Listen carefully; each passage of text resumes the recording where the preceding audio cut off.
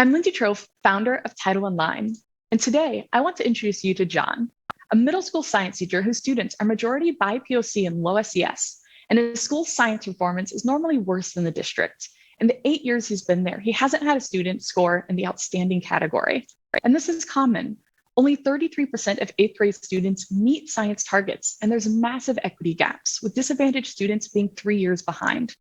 John's problems were compounded by COVID-19. He needed better options to support his instruction than, for example, having students watch a video of a ball rolling to teach kinetic energy. And that's when John found us. Tyto Online empowers students to actually do science. It's experiential social learning in a video game.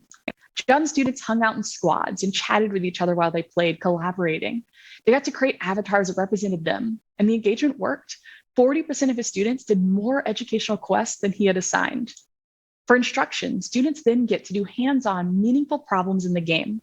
So for example, to learn about genetics, a councilwoman came to them and let them know the city would be facing a food shortage soon, and she wanted their help.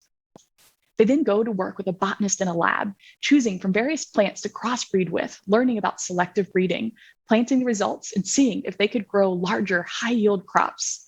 They even ran experiments on water and light levels to see how those environmental factors could further increase crop yield. Our approach uses a number of strategies designed to engage marginalized students, from representation to showing that STEM careers are creative, collaborative, and have a social impact. Tyto Online also supports teachers in student-centered, inquiry-based pedagogy. And this is critical because marginalized students are more likely to be taught with fact memorization and have unqualified teachers. And we've measured our impact to see that it works. For example, in a pilot with NSF funding, we saw a 12% increase in critical 21st century science and engineering skills.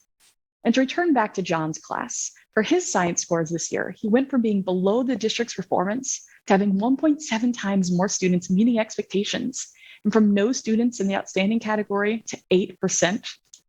In January, we were able to launch Tyto Online into the web browser, creating increased accessibility. It even works on low-end Chromebooks. And we saw fantastic results. Last school year, we had 30% month-over-month active user growth, and we supported 6,200 students like John's. Our diverse team is based in Buffalo, New York, and we're excited for the next phase of this work as we're now ready to begin to scale. We have a price per student revenue model with initial revenues establishing financial feasibility. And we're beginning to implement our expansion strategy that will bring us to 360,000 students in 3 years. As part of this, we're also going to open up a free tier to expand equitable access. We have opportunity for content partnerships with this model, and we look forward to MIT Solve's potential support for scaling and partner introductions.